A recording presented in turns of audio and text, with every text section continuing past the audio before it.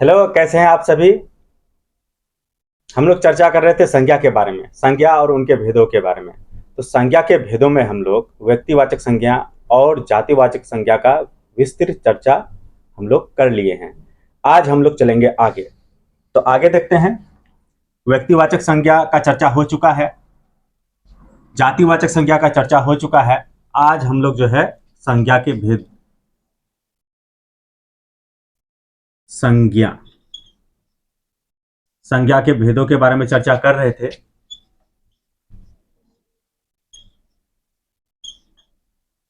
संज्ञा के भेद, आज इस पर जो है चर्चा हम लोग आगे करेंगे जी। तो व्यक्तिवाचक संज्ञा और जातिवाचक संज्ञा का चर्चा हो चुका है। आज इनसे आगे हम लोग चर्चा करेंगे। तो चलिए आज चर्चा करते हैं समूहवाचक संज्ञा के बारे में। समूहवाचक संज्ञा, यहीं से शुरू करते हैं। समूहवाचक संज्ञा जी। समूहवाचक संज्ञा, जिस संज्ञा से किसी व्यक्ति वस्तु के समूह का बोध होता है उसे समूहवाचक संज्ञा कहा जाता है। तो चलिए इनका परिभाषा हम लिखा देते हैं। जिस संज्ञा से किसी व्यक्ति वस्तु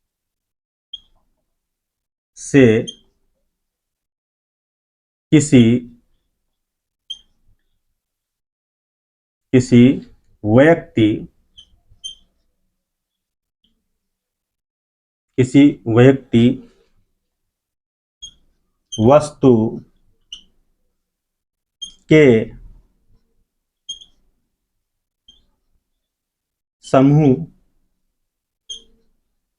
का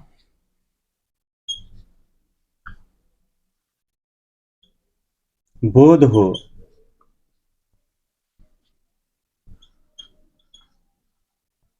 उसे समूहवाचक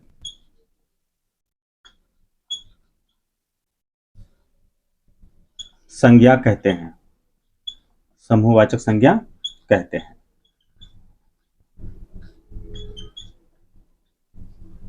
जी। जिस संज्ञा से किसी व्यक्ति वस्तु के समूह का बोध होता है उसे समूहवाचक संज्ञा कहा जाता है। चलिए इनका उदाहरण देख लेते हैं।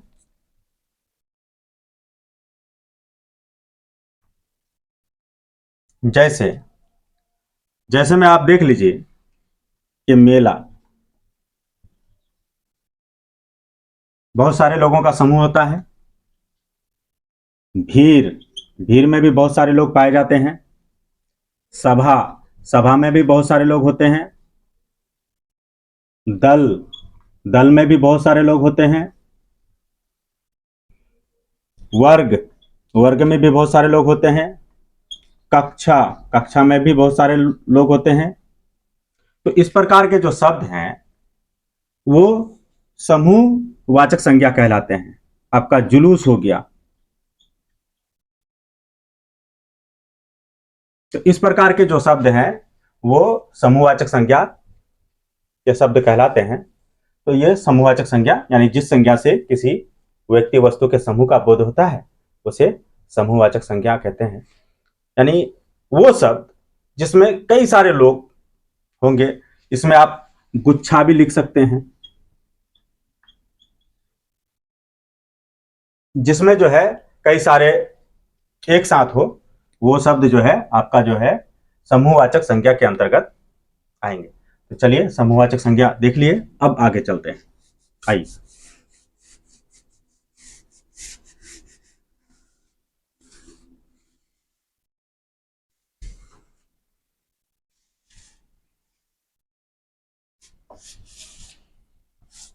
चलिए अब चौथा देख लेते हैं।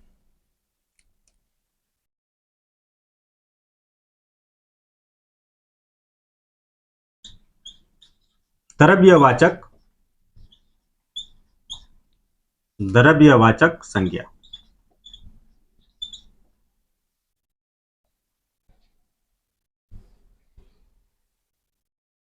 वैसी संज्ञा जिससे जिसे मापा या तौला जा सके। वैसी संज्ञा जिसे मापा या तौला जा सके उसे द्रव्यवाचक संज्ञा कहा जाता है। द्रव्यवाचक संज्ञा को पदार्थवाचक, जिस तरह द्रव्यवाचक है उसको पदार्थवाचक संज्ञा भी कहा जाता है। तो चलिए इनका डेफिनेशन देख लेते हैं। वैसी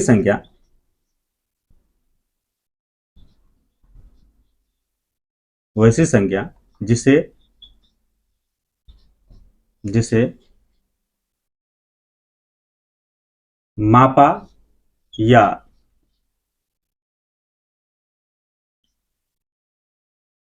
तौला जा सके।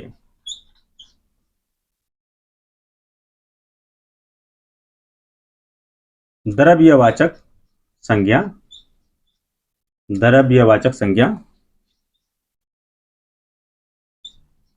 कहलाते हैं या कहलाते हैं।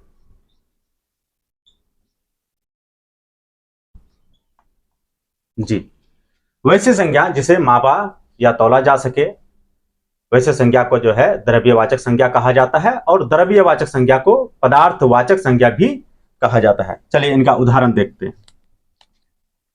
जैसे में इनका हो जाएगा, जिस तरह आपका सोना को तौला जा सकता है, चांदी को भी तौला जा सकता है, कोयला को भी जो है तौला जा सकता है, चावल हो गया, पानी हो गया, दूध हो गया, घी हो गया। तो इस तरह के जो शब्द हैं वो द्रव्यवाचक संज्ञा कहलाते हैं, पदार्थवाचक संज्ञा कहलाते हैं। जी, तो चलिए अब इनका आगे देखते हैं। हमारा द्रव्यवाचक संज्ञा हो गया, द्रव्यवाचक संज्ञा के विषय में हम लोग चर्चा कर लिए। तो चलिए अब इनका जो है हम आगे वाला जो वर्गीकरण है, आगे जो है अब भाववाचक संज्ञा के विषय में हम लोग चर्चा करेंगे।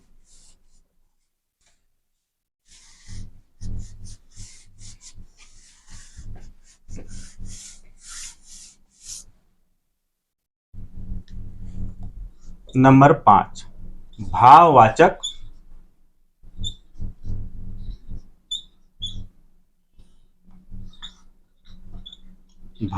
संज्ञा के विषय में हम लोग चर्चा करेंगे।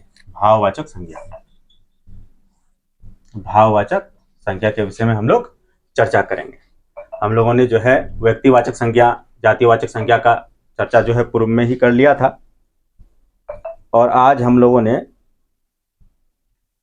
लोगों ने समूहवाचक संज्ञा और द्रव्यवाचक संज्ञा का चर्चा कर लिया। अब भाववाचक संज्ञा का हम लोग चर्चा करेंगे। चलिए इनका पहले डेफिनेशन लिखा देते हैं। डेफिनेशन इनका क्या है? भाववाचक संज्ञा यानी वैसी संज्ञा जिससे किसी व्यक्ति वस्तु के गुण, दोष, अवस्था, भाव का पता चलता है उसे भाववाचक संज्ञा कहा जाता है। वैसी संज्ञा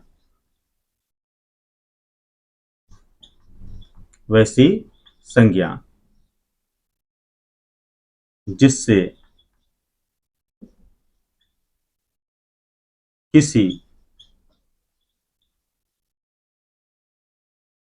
किसी व्यक्ति, वस्तु के गुण, दोष, अवस्था, भाव का पता चलता है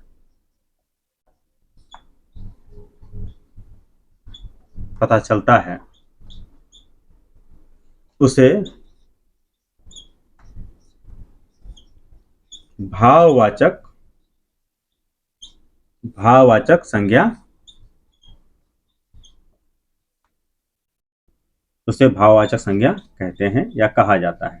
जी, तो भाववाचक संज्ञा वैसी संज्ञा जिससे किसी व्यक्ति वस्तु के भाव, अवस्था, गुण, दोष आदि का पता चलता है उसे भाववाचक संज्ञा कहा जाता है। चलिए इनका कुछ एग्जाम्पल देख लेते हैं।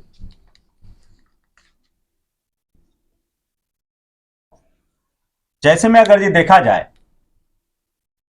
तो जिस तरह गुण, अच्छाई गुण होता है, सच्चाई ये गुण होता है, बुराई ये दोषों में गिना जाएगा, ईमानदारी भी गुण होता है,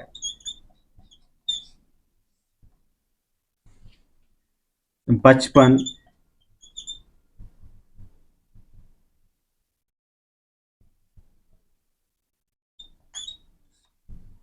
बुढ़ापा। तो इस प्रकार के जो शब्द हैं, इस प्रकार के शब्द, उसके बाद भाव देख लेते हैं। प्रेम, घृणा, तो इस प्रकार के जो शब्द हैं वो भाववाचक संज्ञा के अंतर्गत आते हैं। इन्हें महसूस किया जा सकता है, इन्हें गिना नहीं जा सकता, इन्हें आप अनुभव कर सकते हैं। तो ये हुआ भाववाचक संज्ञा। तो भाववाचक संज्ञा जिससे जो है भाव का, अवस्था का, गुण का पता चलता है, भाववाचक संज्ञा कहा जाता है। तो हम लोगों ने व्यक्तिवाचक संज्ञा का चर्चा कर लिया, इससे पूर्व जातिवाचक संज्ञा का चर्चा हो चुका है। उसके बाद आज हम लोगों ने समूहवाचक संज्ञा, द्रव्यवाचक संज्ञा और भाववाचक संज्ञा को हम लोगों ने देखा। तो चलिए आगे आगे बढ़ते हैं।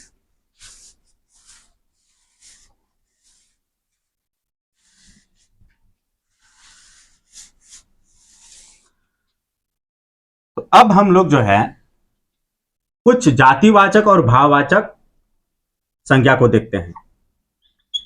जाति वाचक संज्ञा,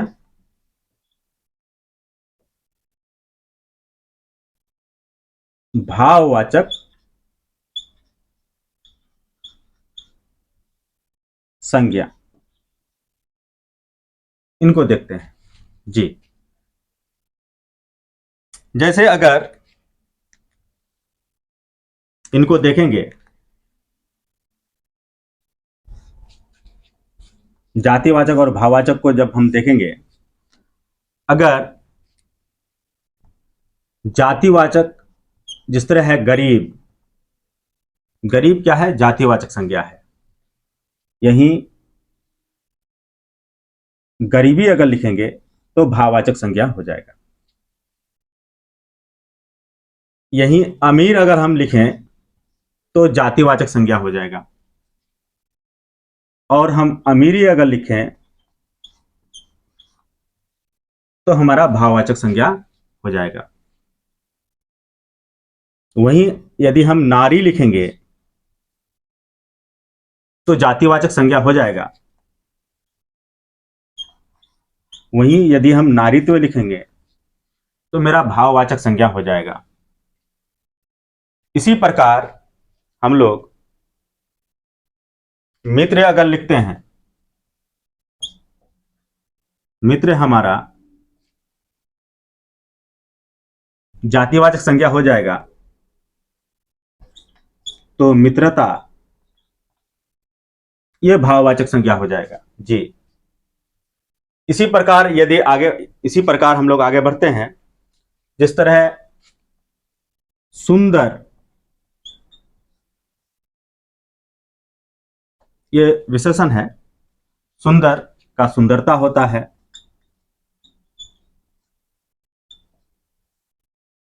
ये सुंदर जो है विशेषण की कैटेगरी में चला जाएगा।